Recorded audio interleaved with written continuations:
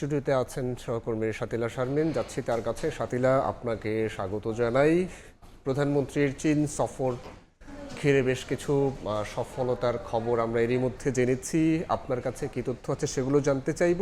আর একটু বলে রাখি যে এই সফরের সাফল্য ইতিমধ্যে প্রধানমন্ত্রী দেশবাসীর কাছে উৎসর্গ করেছেন। আর কি তথ্য আছে একটু জানাবেন আমাদের।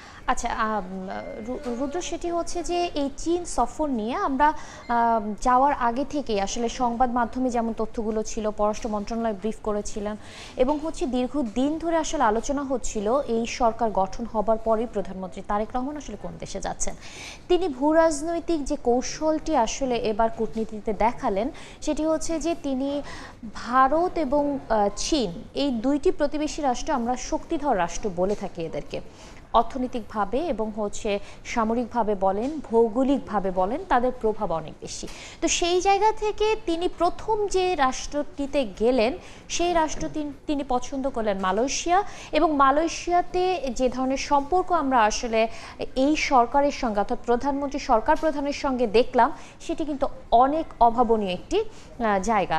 মোটা দাগে আমি এই চীন সফরের যে পরবর্তীতে বাংলাদেশে আসলে তিনি ফিরে এসেছেন গতকাল রাতে, তারপরে আসলে কি ঘটেছে সেটির একটু মোটা দাগে আপনাকে দেখাতে চাই। সেটা হচ্ছে যে এই চীন মালয়েশিয়া সফরে প্রথম যে কাজটি হয়েছে সেটি হচ্ছে আমাদের জাতীয় সংসদে পাশ হয়েছে একটি ধন্যবাদ প্রস্তাব। ধন্যবাদটি দেওয়া হয়েছে প্রধানমন্ত্রী এবং সংসদ নেতা তারেক রহমানকে।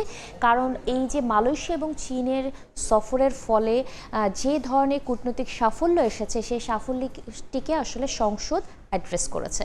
আমরা জানি যে এখানে বিএনপি মহাসচিব অর্থাৎ এখন যিনি স্থানীয় সরকার মন্ত্রী, তিনি আসলে একটি প্রস্তাব এনেছেন। সেই প্রস্তাবের পরে আসলে বিরোধী দলীয় নেতাও এই বিষয়ে কথা বলেছেন। সব কিছু মিলে প্রধানমন্ত্রী তারেক রহমানকে ধন্যবাদ জ্ঞাপন করেছে জাতীয় সংসদ। এবং এই ধন্যবাদ জ্ঞাপন করার পরে আপনি যেটি বলছিলেন যে এই সফরের সমস্ত সাফল্য তিনি দেশবাসীকে উৎসর্গ করেছেন।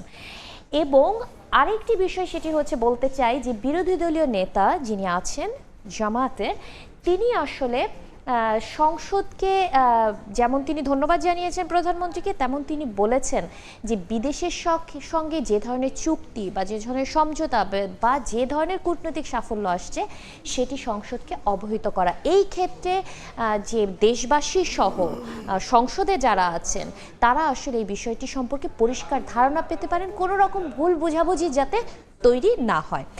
এরপরে আমি আসি পররাষ্ট্র মন্ত্রণালয়ের ব্রিফিংয়ে। সেই সংবাদটি আমি কভার করেছিলাম এবং এখানে আসলে প্রায় 1 ঘন্টার একটি ব্রিফিং আমরা দেখেছি। ওখানে উপস্থিত ছিলেন পররাষ্ট্রমন্ত্রী, প্রধানমন্ত্রী পররাষ্ট্র বিষয়ক উপদেষ্টা, পররাষ্ট্র প্রতিমন্ত্রী এবং বিডার চেয়ারম্যান। তো তারা আসলে পুরো সফরটিতে কি কি হয়েছে তার একটি চুম্বক অংশ তুলে ধরেছেন। আমাদের কিছু প্রশ্ন ছিল ভবিষ্যতে কি হতে পারে, সেগুলো কিন্তু তারা উত্তর দিয়েছেন। মোটা দাগে তারা জানিয়েছেন ঢাকা বেইজিং সম্পর্ক এখন সর্বোচ্চ ধাপে। এটা তিনজনই বলেছেন। তিনজনই আসলে যেটি বোঝাতে চেয়েছেন, যা বলেছেন যে সম্পর্কটা ছিল সেই সম্পর্কটাকে এখন অনন্য উচ্চতায় নিয়ে যাওয়া হয়েছে। কারণ হচ্ছে চীনের এইটাই কূটনৈতিক সম্পর্কের সর্বোচ্চ ধাপ বলে তারা দাবি করেছেন।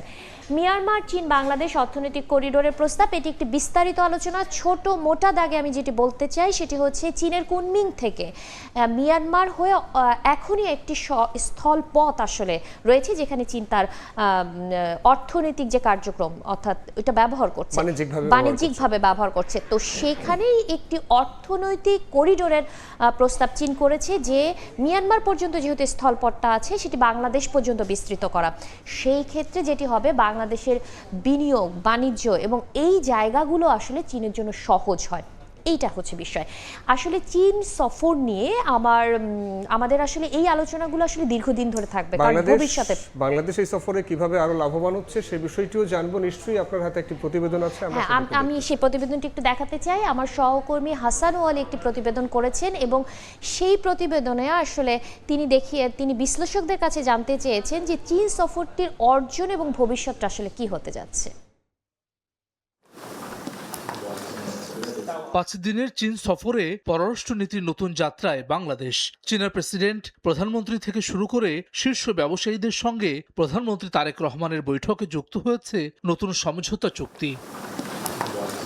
সফরের অন্যতম গুরুত্বপূর্ণ বিষয় হিসেবে বিবেচিত হচ্ছে চীনের গ্লোবাল ইনিশিয়েটিভসে সম্মতি জানানো। বর্তমান বৈশ্বিক ব্যবস্থার চ্যালেঞ্জ মোকাবেলা এবং একটি বিকল্প বিশ্ব ব্যবস্থা গড়ে তোলার লক্ষ্যে উন্নয়ন, নিরাপত্তা, সভ্যতা ও সুশাসন নিয়ে বৈশ্বিক 4 উদ্যোগের ঘোষণা দেয় চীন। এই উদ্যোগগুলোর মাধ্যমে উন্নয়নশীল বিশ্বকে পাশে নিয়ে শক্তি সঞ্চয় করাই লক্ষ্য চীনের, যাতে আনুষ্ঠানিকভাবে সম্মতি জানালো বাংলাদেশ। একই সঙ্গে বেল্ট অ্যান্ড রোড উদ্যোগেও সম্মতি দিয়েছে বাংলাদেশ। পররাষ্ট্র মন্ত্রণালয় এসব তথ্য নিশ্চিত করেছে। বিশ্লেষকরা মনে করছেন এর মধ্য দিয়ে লাভবান হবে বাংলাদেশ। 30 সালের মধ্যে এসডিজি লক্ষ্যমাত্রা অর্জনের পথ সুগম হবে। গ্লোবাল ডেভেলপমেন্ট ইনিশিয়েটিভের কথা যদি আমরা সত্যি ভেবে থাকি, আমি মনে করি এর মধ্যে আমাদের আসলে ফায়দা আছে। ডেভেলপমেন্ট ইনিশিয়েটিভটার সুবিধা হলো এটাই, খুব সুনির্দিষ্ট এমন সমস্ত প্রকল্প এখানে ফিন্যান্স করা হয় যে প্রকল্পগুলো সাস্টেনেবল ইন নেচার, এবং যেটা হলো যে এই যে জাতিসংঘের যে এসডিজি যেটি আছে যে 2030-এর মধ্যে আমাদের অর্জন করার কথা, তার সাথে ইন অ্যালাইনমেন্ট উইথ দ্যাট এগুলো করা হয়েছে। দীর্ঘমেয়াদে উন্নয়নের জন্য অন্য দেশের ওপর নির্ভর না হওয়ার পরিবর্তে শক্তি অর্জন করার তাগিদ সাবেক এই রাষ্ট্রদূতের। তার মতে, নিজেদের স্বার্থ অক্ষুণ্ণ রেখে পররাষ্ট্র নীতি ভারসাম্য রাখার চ্যালেঞ্জ নিতে হবে সরকারকে। নিজেকে স্ট্রেনথেন করতে হলে আমাকে ভেতর থেকে স্ট্রেনথেন করতে হবে।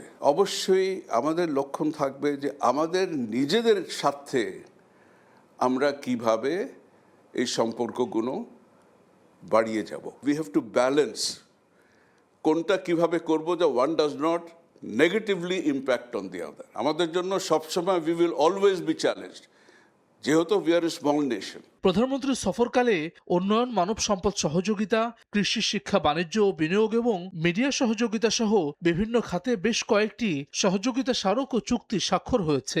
এছাড়াও বাংলাদেশ থেকে মিয়ানমার হয়ে চীন পর্যন্ত একটি অর্থনৈতিক করিডোর করার প্রস্তাব দিয়েছে বেইজিং। রোহিঙ্গাদের প্রত্যাবাসনে সহযোগিতার আশ্বাস এসেছে চীনের পক্ষ থেকে। হাসান ওয়ালি, সময় সংবাদ, ঢাকা। যেমনটি প্রতিবেদনে দেখছিলাম, আসলে বিশ্লেষকরা এই সফরকে বিভিন্নভাবে ব্যাখ্যা করছে রুদ্র, কিন্তু আসলে বিশ্লেষকদের এই বিশ্লেষণটাকে আমি মোটা দাগে আপনাকে দেখাতে চাই আসলে তার কি বলছেন।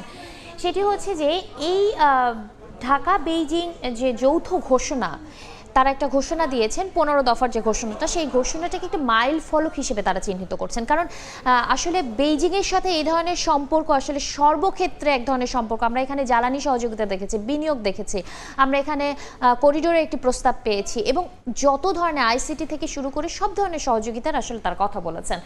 চীনের গ্লোবাল ইনিশিয়েটিভসের সম্মতিতে লাভের সম্ভাবনা 4টি ইনিশিয়েটিভ, কিন্তু তার মধ্যে বাংলাদেশ রোড অ্যান্ড বেলসের যে ইনিশিয়েটিভ, সেই ইনিশিয়েটিভে যাওয়ার ঘোষণা দিয়েছে। এটি একটি গুরুত্বপূর্ণ বিষয়। আসলে স্বার্থ অক্ষুণ্ণ রেখে পররাষ্ট্রনীতিতে ভারসাম্য রাখার চ্যালেঞ্জ, এই জায়গাটিতে আসলে এক ধরনের সতর্কতা আসলে পরামর্শকদের, কারণ সরকার যেভাবে কূটনীতিটি আসলে পরিচালনা করতে চাচ্ছেন সেই জায়গায় ভারসাম্যটা রাখা খুব জরুরি।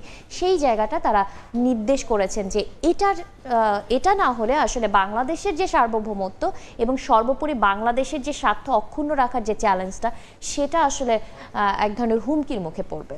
আমরা আশা করছি এই সফর থেকে যে ফলাফল আসবে সেই ফলাফলে আমরা আমাদের দেশবাসীরা অনেক বেশি আরও বেশি উপকৃত হবে। শাতিলা, আপনাকে ধন্যবাদ। সহকর্মী শাতিলা শারমিন যুক্ত হয়েছিলেন, তিনি জানাচ্ছিলেন প্রধানমন্ত্রীর চীন সফরের আদ্যোপান্ত।